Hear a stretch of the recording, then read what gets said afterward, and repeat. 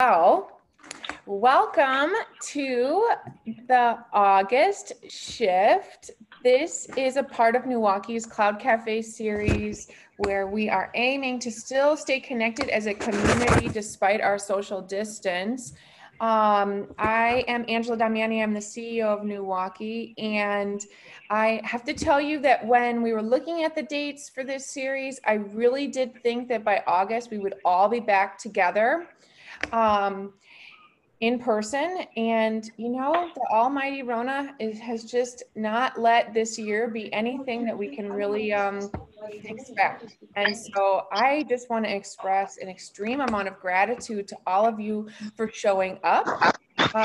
We decided to move forward with the virtual version of today. I was also a little bit worried, like, does anybody still care? Should we like continue doing this in a virtual setting? And you guys obviously do care, and you still want to keep coming along with us, continuing this conversation around really important issues that matter even amid uncertain times. So I appreciate all of you guys for being here this morning, bright and early. I want to thank extra special thanks. I know we always thank our sponsors, but like an extra special thanks to our sponsors who have stuck with us as we've had to pivot and try to transition to this being a virtual community.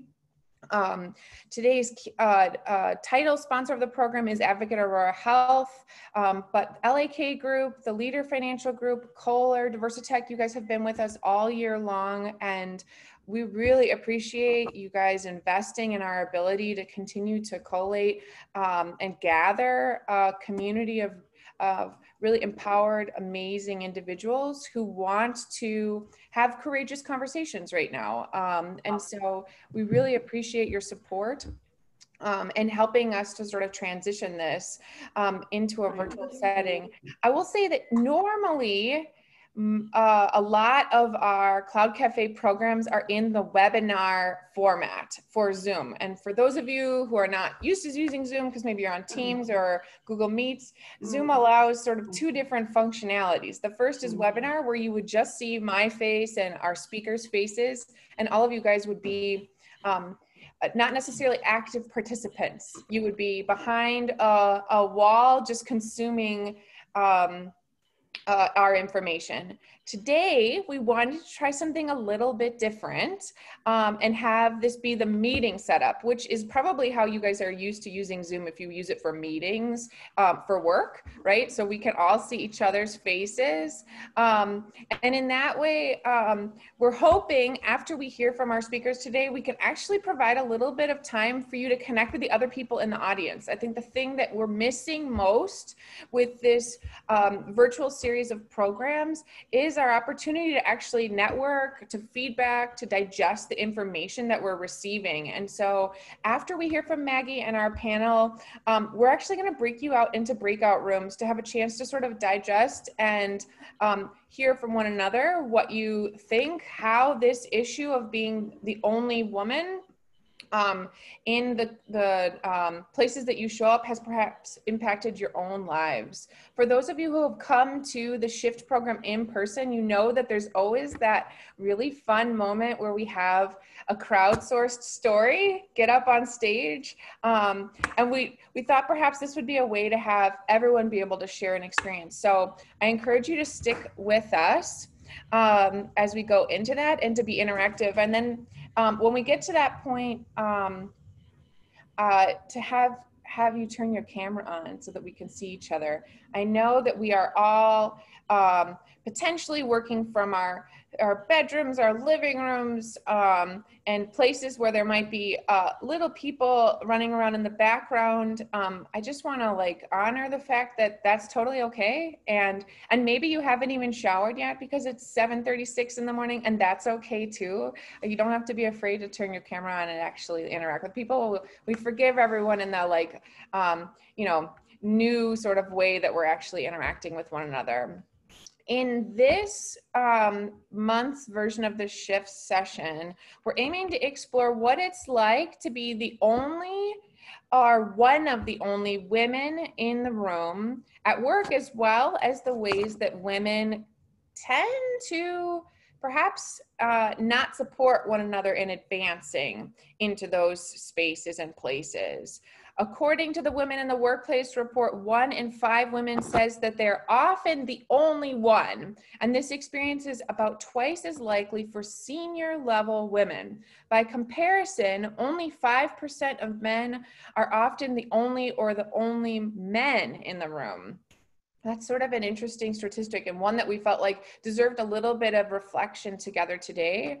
What this often results in, though, is difficulty in that experience at work. And so we want to explore today how do we navigate those settings where there may be microaggressions happening, scrutiny, as well as how we can empower one another and hold each other accountable to committing to pulling those that look like us up from the lower ranks, rather than coveting the positions of power we may have hard fought or struggled to get into. And to sort of tee us off, we have a really special keynote. Maggie Beckley is the Director of Real Estate at Advocate Aurora Health and a dear friend of mine. I could not be more excited for you, Maggie, to share your story. I will ask, it looks like people are using the chat. I love it. Please keep doing so. If questions get elevated, I'm happy to offer those to Maggie so she doesn't have to look at those. But keep your line muted so that we can give our fullest attention over to Maggie. Maggie, would you like to tee us off? Yes, so thank you so much to Milwaukee. Thank you so much to Advocate Aurora for supporting me in this. And thank you for all of you for waking up so early in the morning. And first of all, I put on makeup for the first time since March, so I'm glad that you all get to see it.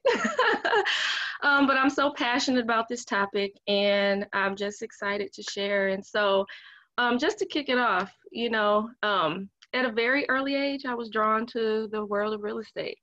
I was just so intrigued by homes and buildings, and I would imagine that I could actually receive a house for Christmas.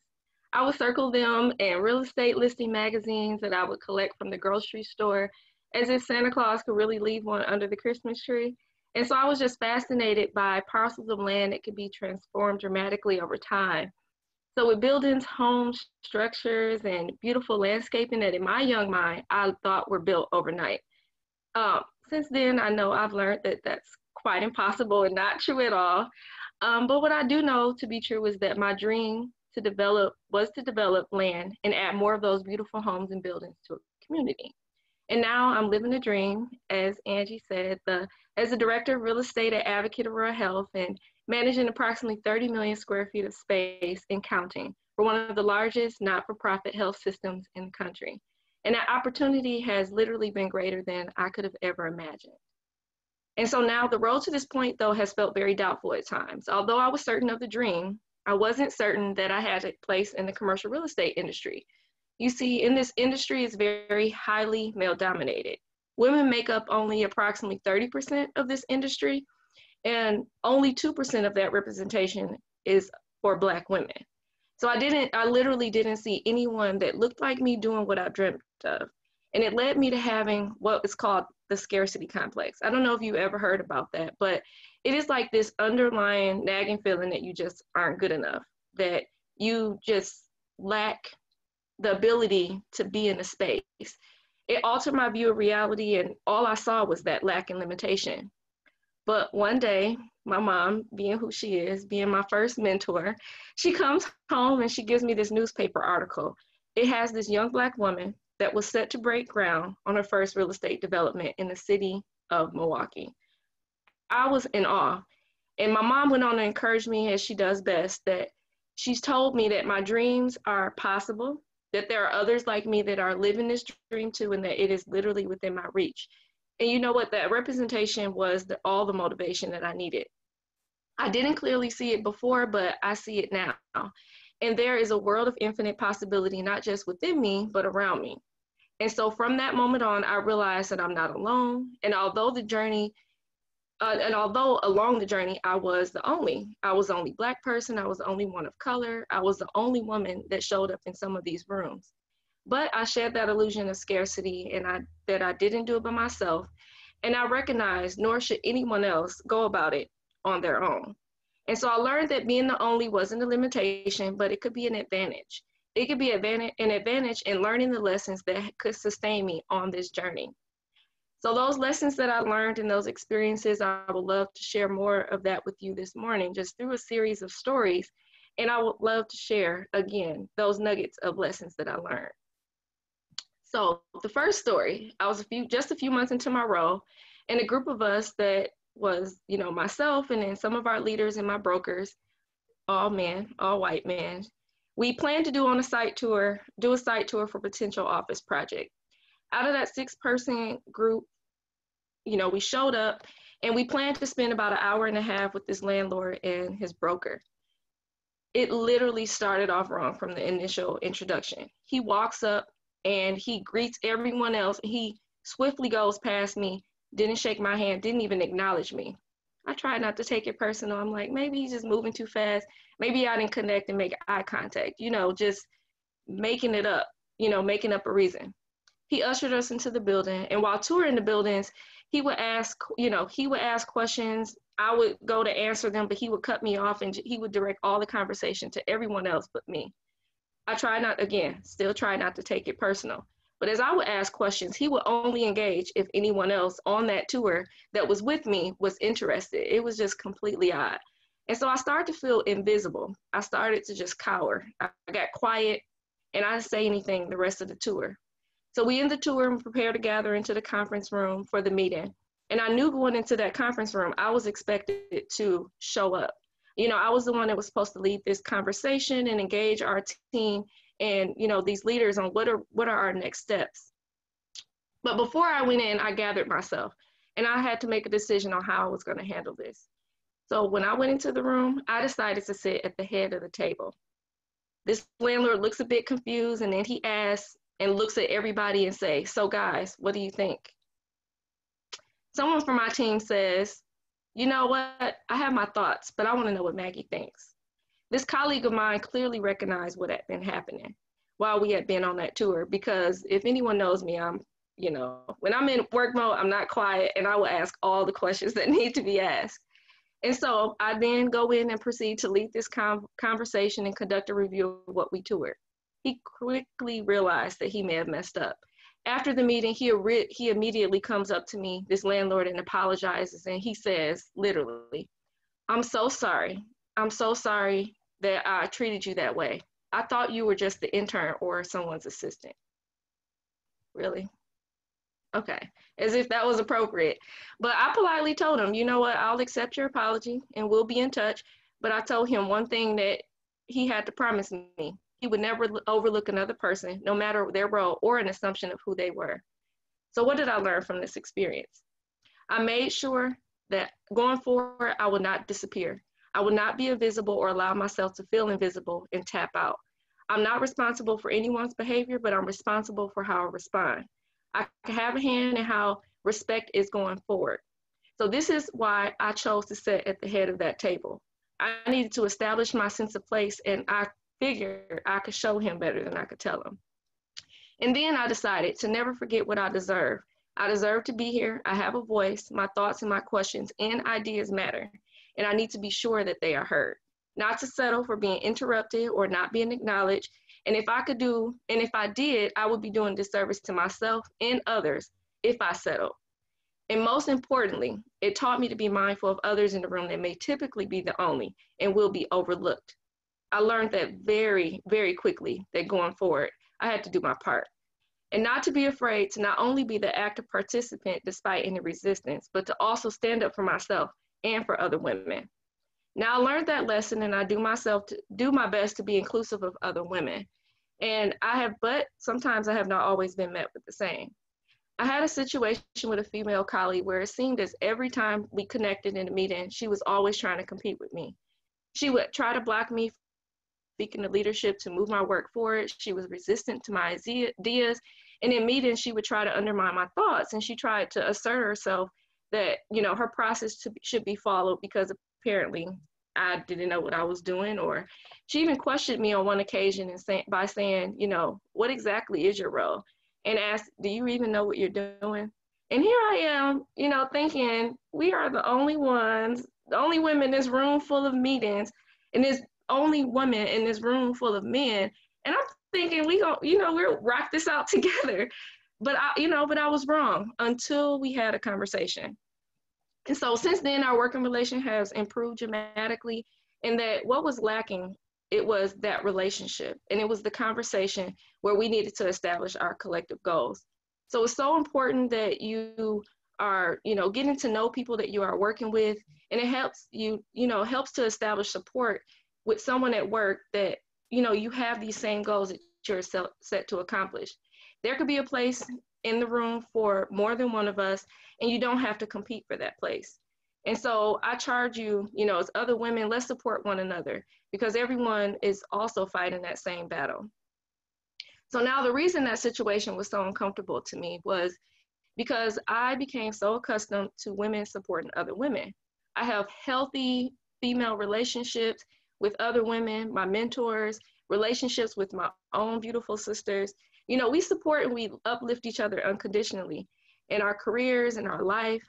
And I can contribute, and I can say that I attribute a lot of my success up to this point to that mentorship and that investment that I've received throughout my journey from these women and also my organization. So I came into Advocate Aurora as an intern. I came in full-time after graduation. I came on after graduating from a historically black college or university at HBCU in New Orleans. So when I say I lived the dream in the city, in what I consider a utopia in college. So, just to explain, it was an environment where as a Black woman, I wasn't the minority. My big curly hair wasn't questioned as being professional or not, and I had a true sense of belonging. So you can imagine that coming into corporate America was, kind of a cultural shock. The halls within the office were unlike the yard on the campus and the makeup of individuals in my classroom. And so I instantly questioned myself, starting off in my career, on what my place was there. And I really struggled to belong. And I went from being one of many to one of the only. But now, 14 years later, what has kept me afloat? What has kept me within this organization where I felt sometimes lacked diversity? Well, what helped me and what urged me and convinced me to stay longer is that I really built meaningful relationships with leaders within my organization. Other women that were in C-suite positions that really nurtured me and provided mentorship for me and really opened their doors to provide a space and opportunity to share my experiences and where I could be very open and honest on the things that areas I felt uncomfortable. And I was able to really learn of their commitment to creating that workplace where I can be my whole self, where I could bring my whole self to work, no matter what I looked like, no matter who I was, whatever experiences I had. There was a difference in wanting the diversity for our organization. And they really were actually very intentional about implementing it. So listen, there is a difference in wanting diversity and actually implementing it and executing the plan for diversity. So over the years, Advocate Aurora has really built quite a robust diversity and inclusion plan. And it really has been built into our foundation, into our culture. And I've had the opportunity to sit on implementation teams to discuss and support race and equity measures. I've had the opportunities to sit on these implementation teams to discuss and support race and gender equity. And I was also supported in my efforts to pursue my MBA in order to help advance me into my career in commercial real estate. So my role really didn't exist, but they nurtured me and put me in a place to really hone the skills and get those opportunities to see exactly what that would look like. And so I could, again, advance my career in real estate. And so the MBA program at Roosevelt University in Chicago is what connected me to a scholarship program that I was admitted into called the Goldie Initiative.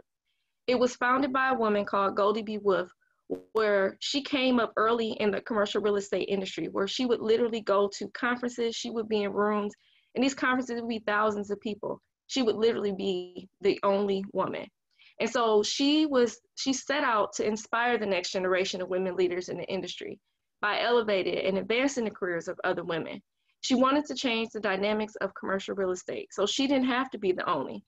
And so being a Goldie Scholar, it was like, I was receiving like a key that unlocked this door to a whole new world of opportunity, to exposure, to mentorship, to sponsorship. And behind this door was a wealth of knowledge and access and support to some pretty dynamic women in commercial real estate. Now, these were women that were trailblazers in the industry, where again, they were the only for years. And they too were quite often, again, in these rooms and everything where they didn't see other women in leadership, in other rooms, anything. But this, again, was an opportunity for other women to be committed, and they were willing and ready to share this success. And so how they overcame any challenges and how to navigate this male-dominated field, it was just so amazing to see all these women and be connected to these women. And just, it's very interesting to have, a place to listen to other women, to share, so where they could share their trials and tribulations and give you really good advice on how to make it through and how to literally quite have it all. And so I learned fairly quickly that there is so much power in being a woman in this industry and having your own narrative, and not one that has been heard before. So we get the opportunity to share our unique perspectives, and most importantly, the fight to urge to fit in and don't be forced to fit in with the guys. I learned that very quickly. So don't show up to spaces trying to be one of the guys. Don't try and take on all of the mannerisms and being aggressive and things of that nature. As women, we're very collaborative and we have just something different to us. And that is what is expected of us when we show up in these spaces. We have to bring our own stories. We have to bring our own selves. And that is the power of the diversity that we bring as women when we go into these spaces and being the only. So in closing, if you were still waking up and missed the whole beginning of of this keynote, I do hope that you do walk away with some of these charges. So in conclusion, first, as Oprah once said, there is a high price to be paid for accepting your own invisibility. Your stories, your uniqueness, your ideas, and your voice matters. It belongs in the room. So don't be intimidated to speak up. Command attention in the room and do it with confidence. Empowered next. Empowered women empower women. So as women, we have to rely on each other's differences to create brilliance and opportunity, not to compete and tear each other down. And we need each other, and we must empower each other to achieve greatness and equity. As they say, hurt people, and well, the same can be said about those who are empowered. So when you are empowered, your focus is on helping, developing, and inspiring others around you. And finally, help shift the tide for other women. Make the commitment personally and drive it forward within your organization and within your circle of influence. Discuss and support gender equity in our everyday routine. Let's promote a supportive environment for all. Let's create and reinforce structures to help track achievements through mentoring, networking, training, and development initiatives. Let's connect our differences to learn from each other, and let's allow and give a voice to those who need it most. And finally, don't settle for being the only, commit to being one of the first. Thank you. Thank you so much, Maggie. Can we all give her a little round of applause from our places? Awesome. I really appreciate you setting the stage for us, Maggie. I hope that you join us now in this panel discussion. I'd like to welcome Emerald Mills from Diverse Dining, Sarah Lichterman from Kohler, Maureen Quill from UMB Fund Services, Denise Domain from Johnson Financial, and Amy Voss from Leader Financial Group to please unmute yourselves as we jump into this sort of reaction panel to what Maggie said, and you each have an opportunity to share your own experiences as we approach this topic. I would actually love for you guys to just briefly introduce yourselves. Emerald, why don't you go first? Awesome. Good morning. Thank you, Angela, for having me, and good morning, everybody. Maggie, That was phenomenal. I can't even start without saying that. That was good in so many points. I was like, ooh, that's so good. So my name is Emerald Mills. I'm the founder of Diverse Dining. What we do simply is help individuals and companies build more diverse relationships using food. So, I mean, that's in a nutshell. I can talk some more about some ways that we do that. I'm great to be here. I don't know what else I was supposed. Was that it? So That's, welcome and we'll good get morning. into more, Emerald. Don't worry. Okay. Sarah? Good morning, everybody. My name is Sarah Lichterman, and I work at Kohler Company. I'm the manager of product compliance for our Power Group division, and I'm super excited to be here. Maureen? Good morning, everyone. This is Maureen Quill. I am the Executive Director for UMB Fund Services in Milwaukee. We have clients all over the country, and we provide back office servicing for pooled investment funds like mutual funds and hedge funds. Very happy to join everyone this morning. For sure. Denise? Good morning, everyone. Also wanted to say, Maggie, terrific job. I mean, just an amazing story. Denise Domian, as I said, with Johnson Financial Group. You probably know us as Johnson Bank, Johnson Wealth, and Johnson Insurance. And yesterday was my 1-year anniversary there. So I spent most of my time in retail at Bon-Ton Stores, or is what you might know as Boston Store. So Awesome. Congrats on your work anniversary. Thank you. And Amy? Hi, everyone. Good morning. Amy Voss here. I am a financial advisor with Leader Financial Group of Northwestern Mutual. And I specifically work with growing families to help them achieve financial security. Excited to be here this morning with all you ladies. Everybody is super inspiring. And thanks, Angela, for having me. Of course. Well, I'm going to try to pose a couple questions to you individually. Because we're not in the room and I can't necessarily read everyone's body language, but I want you guys to feel comfortable jumping in, and we'll just sort of like ride the waves of the like virtual interruptions as they come, okay? So Sarah, why don't you start by sharing a time when you experienced being an only woman in the room and how perhaps that affected you mentally, emotionally, productivity-wise. So a little bit about my history. I started my career, actually my education as an engineer. And so as most people would know, engineering school, you're not going to find a lot of women there. So right out of high school, went to engineering school and realized, wow, there's not a lot of us here, right? And then once graduating, started my career in manufacturing. So that's been about 20 years in manufacturing, and manufacturing is also very male dominated. So I feel like I've been the only a lot and often throughout my whole career. And I think that emotionally, mentally, productivity-wise, all of those things, it changes. So when you first get into a group, you're intimidated, right? Especially when you're young, you just graduated, right? You may not feel comfortable speaking up. And then I also think that when you start into a new team, so I've held a bunch of different roles in my career, that's also scary. But I think that it changes as you start to get your voice and you can start to become empowered rather than intimidated. And so I think it shifts for me. And sometimes I have to remind myself to trust myself that I belong here. I have the skills at the table. Maggie had brought something up earlier.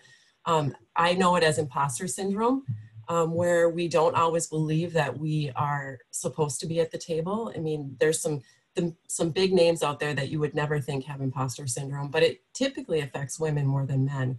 And so I think it's always remembering that you have those skills and those abilities to be there, and you deserve to be at the table. And I think once you can shift that mentality, you're better off. So I've experienced it a lot, for sure. Denise, how about you going from, even though it was the corporate retail setting, but, retail with Bon-Ton to financial services, what has that been like for you? And have you had an experience with being the only one in the room? Yes. The thing about retail, I didn't say my position previously, and that might be important kind of in the discussion, but I'm the chief HR officer. So you know, a lot of what I do is to obviously try and make sure that the right people are getting a chance, right? So, but anyway, retail is predominantly a female-dominated industry. So, but that being said, I've only had one female CEO that I've ever worked for. So it is interesting how as you get closer to the top, some of those numbers begin to decrease, right? So now I'm in a predominantly male-dominated industry.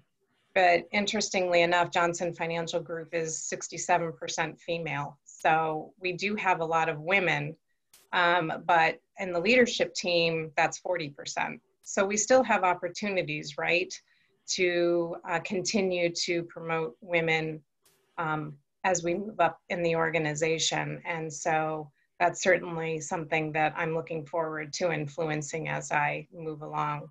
But even as in a predominantly female industry, I was sometimes the only woman in the room, no question.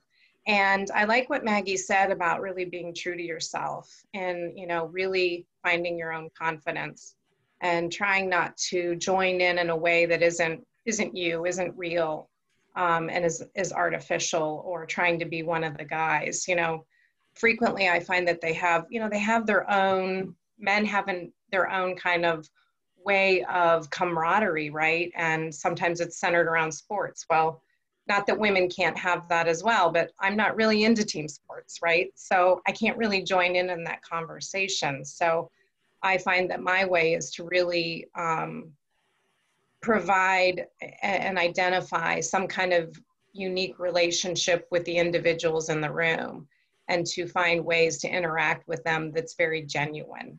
And so by working with them and them gaining your trust, then it doesn't matter if you're the only female in the room. Other than the time when you have the hot flash, then it gets to be a little bit uncomfortable. You're trying to take your jacket off and they all kind of know. But, you know, other than that, I think it's just finding your own unique voice and way to interact with them, so that they really see you as just another person that they need to work with and that is going to help them to be successful. Thank you. How about you, Maureen? Have you experienced being an only woman, and what's your sort of take on how to navigate that? I absolutely have experienced being an only woman, being in the financial services industry for 35 years now. Over the decades, I've noticed not only being the only in a meeting or in a group, but remember that when we're talking about only, it can be not just an only woman, it could be the only person of a certain race. And in my situation, I've also been the youngest person in the room. So maybe being the only woman and the youngest person in the room early in my career was actually, I think, in some ways more unsettling.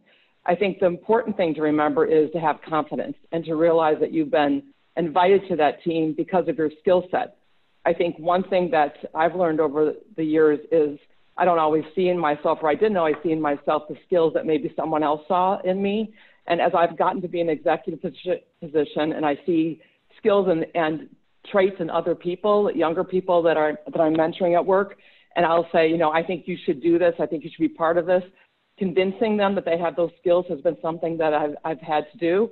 And I recognize that someone did that for me. So I think that's important. So knowing that you've got, bringing confidence to the room as other people have talked about, making sure that you understand and educate yourself that you're there for your skill set. And they need you as part of that room. And you need to bring that confidence, even if you have to fake it until you have it. Sometimes that works.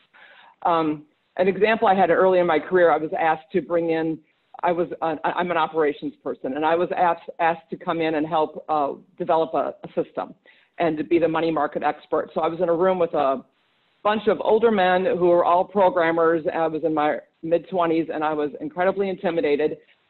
Wondering why I was there, and then as I'm talking to them, I realized they have no clue what money markets are, or what this product is, or how to use it, how the call center would want to use us, what they'd want to see, and so they really needed me. And over time, I realized they needed me, and I needed them to program it. So I kind of got past that built my confidence, realized I was there for the skill set, and moved on with the team, and it was a successful project. So I think making sure that you realize you're there for your skill set, and encourage yourself and others to remember that that's there, because if you don't remember that, if you don't realize why you're there, you're not going to be in the room much longer. So building up your confidence and realizing you do have value, I think, is really important. Absolutely. Maggie, you did a good job of sharing that story about moving to the head of the table. I'm wondering, Emerald, have you found yourself in this situation, and how do you make sure that you are being heard and valued? Do you have advice for anyone that's experienced that same thing? Oh God, so many ladies touched on things. I think the confidence is one thing, but I also would speak to self-awareness and understanding and knowing when things are harmful for you or harmful to you. So everybody kind of talks about being the only woman, being the only Black woman, being the only young woman, being the only woman of diverse experience or a diverse opinion. I mean, like sometimes it's not even the color, the age, everything else. It's just that I don't think like you. And so I've experienced all of that in so many different places and spaces throughout my life and career, that I think that I became immune to it. In fact, when I first saw your questions about experience, how you felt when being the only woman, I was kind of like I don't even know I don't even know if I can answer this question, because I've almost gotten immune, because I have learned how to function and navigate in that space so much that I cannot be aware of how I'm really feeling if something is harmful to me, if something is inappropriate. It's kind of just like, I just got to be in this space. And so I think being self-aware and paying attention to yourself, paying attention to what is going on with you, and sometimes knowing it's okay to move, it's okay to start your own thing, it's okay to go to another company, because something just is not going to serve you well. So that's one of the things that I would add, and that I heard throughout the conversation, and was definitely my experience in navigating certain spaces. I always seem to look at things differently than some other people, and just was like, after not being heard or feeling like I was being heard, then I had to figure out another way to do things. Yeah, absolutely. How about you, Amy? How have you made sure that you're being heard and valued?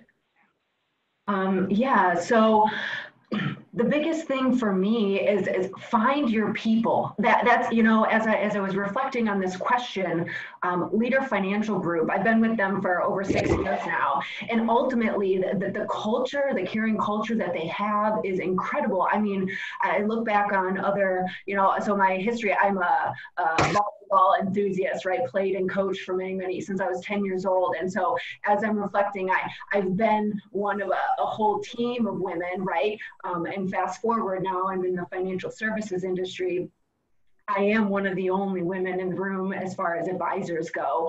And really, I feel so supported and valued where I've been, that I've chose those paths. Now the other take on find your people, I think really is, if you're in a situation where you maybe feel undervalued, is find your advocates, right? Find the people that your support system that you can lean on, right? That you can maybe get advice from, a mentor, or just other people who really are your advocates. There are those people out there, right? And usually it's one or two of them, and find them and lean on them to get, to have the courage to stand up for yourself and make sure that you're heard. Absolutely. Maggie, you sort of alluded to this with some of the committees you've been asked to speak to. I'm wondering if you can share a little bit of light about some of the things you guys have come up with at Advocate Aurora to create an environment that ensures that women don't have to have this sort of experience of being the only. Again, I know that healthcare tends to skew more women in general, but can you share maybe some of the processes, protocols, things that you've seen in some of those committees that have helped to alleviate this? Yeah, definitely. So one in particular that I want to touch on is our culture implementation team. And so that was established when we went through a merger, because as you know, we merged with Advocate Health that was in Illinois. And so bringing together two very, similar organizations, even though that was the case, our cultures were quite different. And so that culture implementation team was established so we could really talk about the best ways we could all merge together and what was going to be the foundation of that culture. And so it included, a lot of these leaders with executive sponsorship, and where we came to the table and evaluated what is the mission and vision going forward.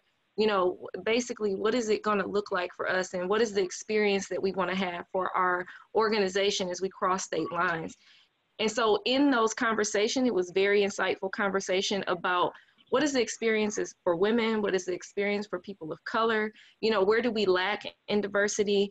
What are just the experiences for those in the professional services, those in the C-suite, those in middle management? And just talked about all of those things and how do we address and establish and have places for people to really feel like they belong. And so a lot of that was in our diversity and inclusion efforts. And we have, again, a robust diversity and inclusion department led by Erica Joy Daniels. And we really talked about, well, how do we hold people accountable for these efforts? And recognizing that there is a lack of leadership with women of color, particularly Black people. And so what came out of some of that is the initiatives to actually put it in our incentive plan to hire more women and promote more women and more hires of Black people. And so when it's tied to your money, regardless if you care about it or not, you are going to do it to see it come through. And so, but that was how intentional our organization was on the development of our people. But it's more importantly, from that, we've, now opened up, what came from that is people wanted a place to really be able to have open dialogue about their experiences. So especially during the times with all this, racial uproar with systematic racism, we've even provided opportunities to actually come to the table and have these small group sessions to really just share our experiences. And allowed is that for people to come into a room and come to a place and say, I relate to you. I may not be a Black woman, but I am a woman and I've experienced this. And this is my experience. And so we have trainings. And so it's just really opened up this ability for people to really bring their whole selves to work, for them to really feel empowered to just share that and get other people to relate to that. And so we're all mindful of that experience. Also, we used to have a Millennial Advisory Council led by our former CEO, where millennials were actually able to come to the table and also talk to him very, one-on-one small group settings and share that. And so being a young person in that organization, we also, often shared that, these were the challenges that we had, and, that CEO, he was very much aware of my experience. And I remember sharing with him that, hey, this is how I feel as a Black woman. And now I'm in the commercial real estate industry. But then, how do I still get support within the organization where we're not in the business of real estate? And so I still show up in these spaces and I don't know how to, I don't know how to show up sometimes in this organization. And so with that, he was able to go back and share not just my experiences, but other experiences of the voices that he heard in the room. And then go back to the C-suite and say, these are very real experiences that our young leaders are having. We need to do something about it. And so that is the power of an organization being very intentional about implementing that, but having these councils and these places where people could just share their real life experiences and, spaces out of their heart and what values that they have and how their experience can be enhanced within the organization. Thank you for that. Denise, I'm wondering if you can speak maybe a little bit from the HR perspective about how to create some of those environments or how any of that has been something you've seen at Johnson Financial. Yeah, so I think Maggie had so many wise things in her discussion. So this was really great for me to start from. I really believe that the relationships are really what helps to break down a lot of those situations. So whether that be mentor programs, business resource groups, ERG or employee resource groups, whichever you call it. I think those are really great avenues for an organization to hear what's being said and to continue to rise those issues to the top. And the mentorship piece really helps to break down that competitive issue that we were talking about as well. You know, I've heard several people talk about, you know, women who aren't necessarily champions of other women. Well, a good way to make sure that that doesn't happen is to, you know, try and encourage these mentorships and these relationships that that build a bond where they're going to encourage people to continue to grow in the organization. And so you feel, it's hard to feel threatened or to feel competitive if you know that person, right? I think to Maggie's point, she broke that down. She broke down that issue by really getting to know each other. And I think that's really the key, is to find avenues to build these relationships within the organization so that people are really championing each other on their own. So that's some of what we're doing. Succession planning is another thing. As the head of HR, I frequently will ask the question, so if Susan and Johnny are both up for the job, why is Johnny getting the job and Susan isn't?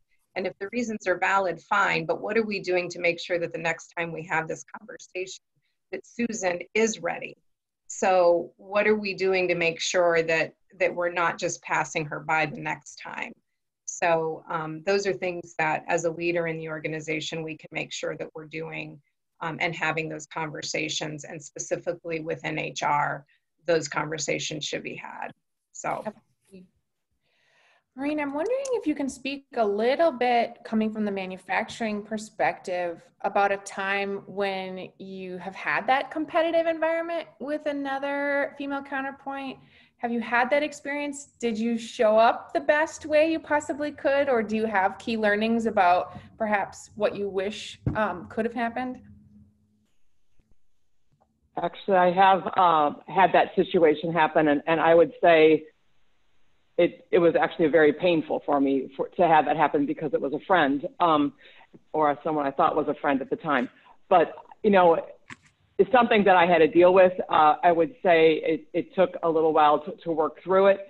I think the important thing to remember is that as a leader, when I see that, what I've learned from that as a leader, when I see that happening, and you can notice it, and I think as women, we tend to notice relationships and things that seem off a little quicker than men do. I think that's just one of our superpowers. When I've seen that, and I have seen that amongst associates who work for me, I address it head on. I had a situation where I had, I'll say, a group of women who were ganging up on a new manager that was coming in. I think they seemed to be jealous of her getting the position.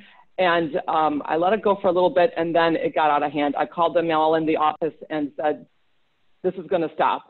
I've observed this. This is what's happened.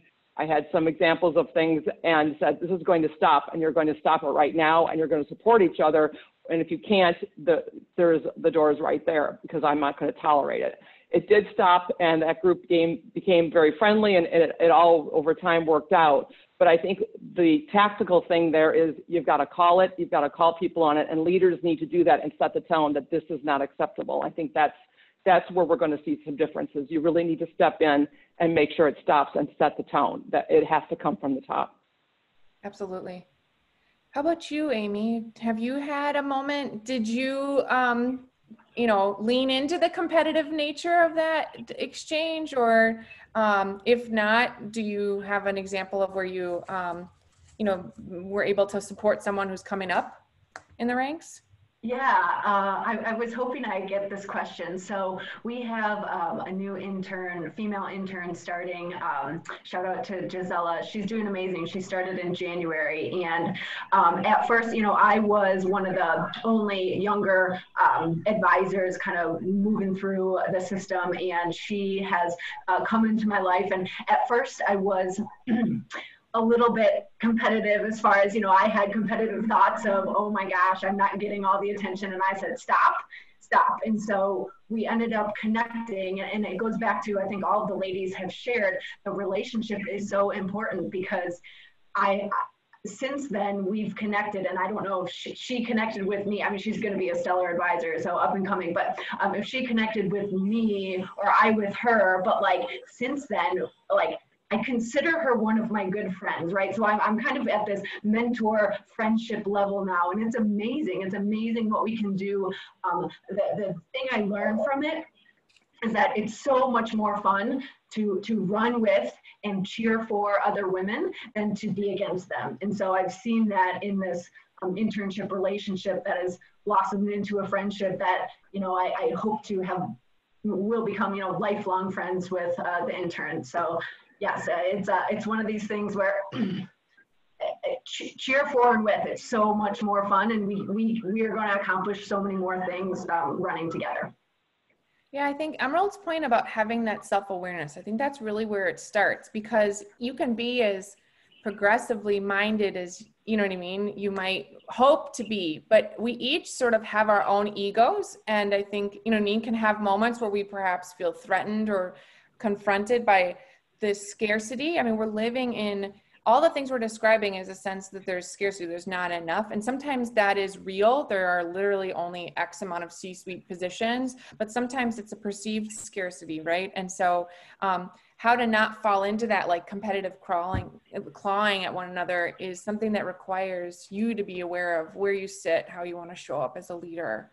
But Angela, sorry. I have some thoughts that I just wanted to quick share on this. So I have actually, unlike most of the women on the panel, I don't feel like I've experienced this a ton. In fact, I feel like it's kind of the exact opposite of it. And I don't know if it's just that Kohler has a very inclusive environment, but one thing that many people on this panel have said is, and it's something that reminds me of something I heard at Society of Women Engineers, which has a conference yearly, making sure that you have people that wear your shirt, right? That you have people that are sponsoring you. And how are you being that sponsor to others? And I would say that that is our goal, right? Is as leaders, how are we building people up? And I would even venture to say it's not just how are we building women up, right? How are we also building our male counterparts up that have the skills and the ability and maybe aren't seen, right? Especially in a male-dominated environment, there's a lot of men, right? And there's only so many seats, as we've talked about. And they want those seats too, right? And so how are we making sure that we're showing up and we're hearing them and finding value in them the same way that we want to be heard and that we want value, right? And the other thing that I think it was Denise that brought up was BRGs. And so if you haven't heard of a business resource group before, they have a really long history. So I don't know that everybody that's joined us today has heard of those. I would encourage you to go and look those up and start one in your company, join one. And if you can't find it in your company, go elsewhere, right? Go outside of your company and find those groups that are building you up, right? So that's what I just wanted to share that quick. Thank you for that. I'll just do a quick plug that Milwaukee has experience setting up business resource groups and helping programming, design, really thoughtful engagement. So if anybody wants support in that end, we're happy to help. Emerald, all the things we're talking about, until you have fantastic leaders like Denise and Maggie who are setting up system-wide, systemic views of creating, these sort of more equitable spaces, require a vigilance that is exhausting. To have to always be self-reflecting, always be showing up as your best self. I'm curious about, do you have any advice as it relates to how to thrive amid all of that, especially given what you explained is your background of literally not even being conscious of the fact that you're always the only, because it is in a lot of the settings that you end up finding yourself. Yeah, I want to clarify that a little bit. When I talk about not being conscious of being the only, it's being the only woman. And I want to add some more clarity to that, because one of the things that happened before I left, I formerly worked at Children's Hospital for 5 years before, and I've been in healthcare for almost 20 years before I started Diverse Dining. So, you know, healthcare is a very heavily women, it's women, mostly women.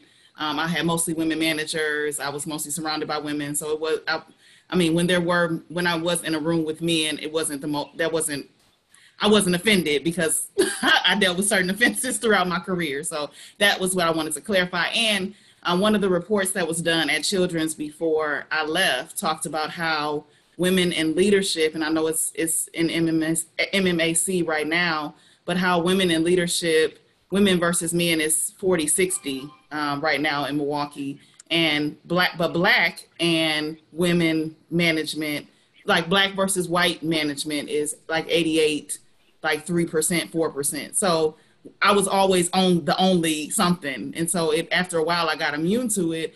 And I was really just saying that it caused, I learned how to get over it by being more self-aware, because I wasn't realizing that certain behaviors were harmful because I was always in them. I was always, you know, I was maybe always passed up for something, or something was always being said. And because it happened so much, I became immune to it over time. And really, it took me a while after being self-aware to realize, Emerald, that's harmful. That is harming you. That is not what you need to accept or need to deal with. And so for me, being self-aware was one of those things that helped me to realize I can thrive when I'm self-aware of what's harming me, what's hurtful to me, when I need to move and pivot, or when I need to address something and say something. So that's one key thing. The other thing is knowing that you always are mutually, you know, you bring something to the table. I mean, I always have, you know, been taught to work myself out of a job. I always have, you know, innovative ideas. And, you know, when I show up, even if somebody doesn't like me, sometimes it's hard to get rid of me, because they, you know, like I think Maggie said earlier, one of the ladies said earlier, you know, people are hard to resist dollars. If I'm making a difference, and if, you know, sometimes I would have more issues with the people I work with than all of the community that I was supposed to support. The community would be like singing my praises and giving me awards, and like my managers might be giving me the side eye. And so, but it was still kind of like, well, we're not going to get rid of her because she's clearly making a difference. So I think focusing on the purpose of what you are there to do, the mission, making sure that you are moving the needle. I don't work, you know, for friends per se, even though relationships are important.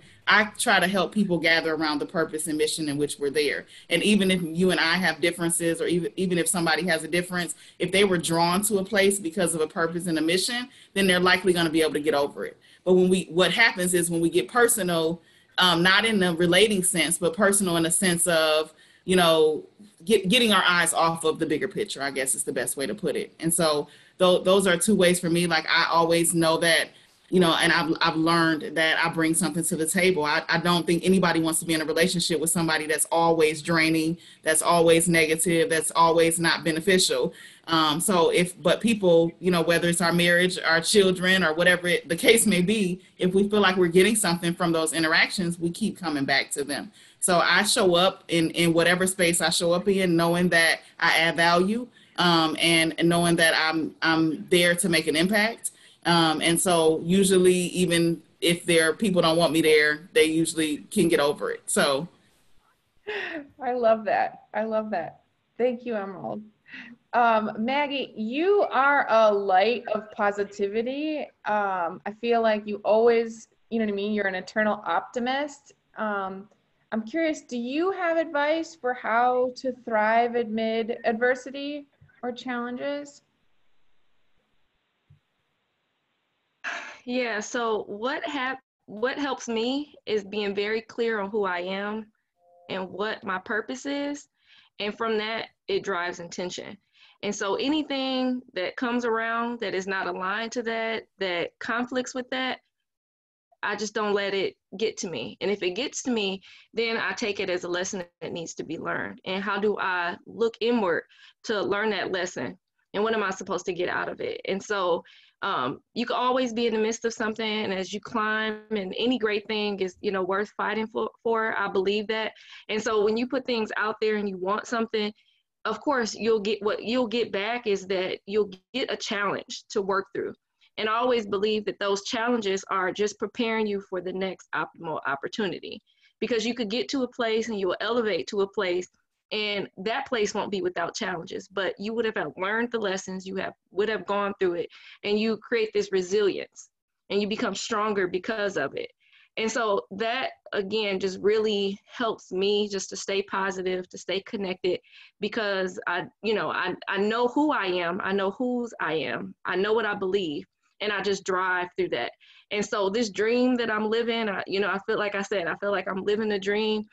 I don't want that to go. I don't want that to stop. And I feel like I worked too hard to get here, that I can't allow one thing to just shoot me down and break me and not continue. I could still live this dream and miss adversity, miss conflict and all of that, because I have so many great people around me, like that council of women that I talked about, from my mom, my friends, the community, other women like you all that just share in this, to support one another. Is like, how can I fail if I have all of this behind me? Why should I fold if I have all of this behind me? So if I'm having a bad day and if I feel like it's something I can't get through, it is so many others that I could tap into, but I could also just again, go back to tap into that purpose, that belief that I have, that dream that I'm living, and just stay focused. Absolutely. Thank you for that. Well, I want to thank all of our panelists for participating in this conversation. And, we're going to try something new. So, that is the main theme of this new COVID reality we're all living in, that we get a chance to explore what it means to have new experiences. And I'm going to break you all into breakout rooms now, and our panelists are going to go too. So some of you will actually get a chance to deep dive and ask them more questions. I want you guys to be able to interact. We'll break you up for just 10 minutes. I encourage you to stay on and be able to really meet someone new and to have a moment where you're actually showing up. I encourage you to introduce yourself and maybe share your own story or any sort of a response you're having to what you've heard and learned today. We'll bring everyone back in at the end of this to sort of close things out. Thank you so much. We'll see you in a couple of minutes. Guys, well, I want to just thank our amazing speakers today. Can we have one more round of applause for them? Yes, thank you for sharing your insight, your experience, and all of that. I want to thank Advocate Aurora Health, Kohler, LAK Group, Leader Financial Group, and Diversitech for supporting us throughout this series. You guys are incredible companies who are actually doing things to move the needle as it relates to these conversations around gender parity. And I want to plug a program that we're hosting between now and our next shift session called Revelation. We're finding that we want to get deeper into these topics and be able to actually offer in-depth workshops to be able to navigate some of the issues we each confront. I'm sharing in the thread now details about what the workshops will entail, but it's set for September 26th, and there's a link here for RSVPing. We'll send it out via email following this. I appreciate all of you guys taking time to start your day in this way. I hope you have an awesome rest of your week and that we see you at one of the upcoming Milwaukee Cloud Cafe programs. Take care, everyone. Stay safe, and we'll see you soon. Thank you, Angela. Awesome job. Bye, guys. Bye, everyone. Bye. Bye now.